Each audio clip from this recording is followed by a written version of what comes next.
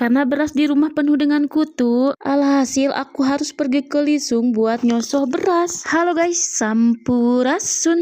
Berhubung ada tetangga aku yang mau ngadain acara selamatan, jadi ceritanya aku mau ngasih beras. Tapi sebelumnya ini teh aku mau ngambil beras dulu di pang biasa. Tapi pas aku lihat ternyata beras yang aku ambil penuh dengan kutu. Jadi gak mungkin juga tuh beras kayak gini aku kasih ke orang. Gak tahu berasal dari mana kutu kayak gini teh. Suka tiba-tiba ada aja. Buat aku pribadi mah kalau beras udah ada kutunya kayak gini teh suka geli. Apalagi kalau kutu si berasnya gak langsung dihilangin. Si kutu-kutunya teh suka nular sama beras yang lain yang masih bersih. Untungnya ada cara buat ngilangin si kutunya dengan cara disosok ke Lisung. Jadi ini teh aku siap-siap mau pergi ke Lisung lagi. Tapi tidak lupa ini teh aku bawa si berasnya ke dalam toples kayak gini supaya pas bawanya juga gampang. Dan tidak lupa ini teh aku bawa nyiru buat nantinya aku pakai buat napian berasnya di Lisung. Dan ini teh aku udah hampir sampai aja di Lisungnya. Lagi pula jarak Lisung dari rumah aku lumayan agak deket banget. Jadi bisa kapan aja aku ke Lisung walaupun ini juga udah agak sorean gitu. Dan sebelum memulai nyosohnya tidak lupa si Lisungnya dibersihkan terlebih dahulu. Nah karena Lisungnya juga udah bersih, si berasnya kemudian aku tuangin ke dalam liangan Lisung. Dan bisa kalian lihat ini teh kondisi berasnya penuh dengan kutu. Jujur li ini teh lihatnya geli banget ya guys. Ya sudahlah guys, daripada si kutunya nanti ngerayap kemana-mana, ini teh aku langsung aja mulai nyoso si berasnya menggunakan halus supaya si kutunya teh cepet mati.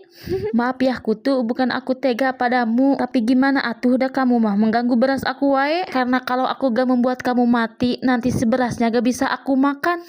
Oh iya guys, maaf ya sebelumnya belum aku jelasin apa itu nyosoh beras. Jadi nyosoh itu ngebersihin beras dari kutu-kutu dengan cara menumbuknya dengan halus supaya nanti si kutunya teh mati dan terpisah dari si berasnya. Nah dan ini teh aku lagi ngangkatin beras yang selesai aku sosok. Beda banget ya kondisinya sebelum disosok dan sesudah. Sekarang teh kutu-kutunya udah pada gak ada. Dan ini teh aku udah siap-siap ngamparin kain buat aku napi beras yang sudah selesai disosok. Kenapa si berasnya harus ditapi lagi? Karena melalui proses napi ini teh nanti si kutu yang udah pada mati dan beras yang udah sebagian jadi benyer akibat digigitin si kutunya jadi ikut terpisah. Nah tidak lupa takut kalian teh bingung si benyer teh apa. Jadi benyer itu adalah beras yang awalnya ukurannya sama kayak beras pada umumnya. Kemudian bentuknya berubah menjadi lebih bubuk atau kecil banget. Bahkan kalau si berasnya udah parah banget digigitin si kutunya, tekstur si benyer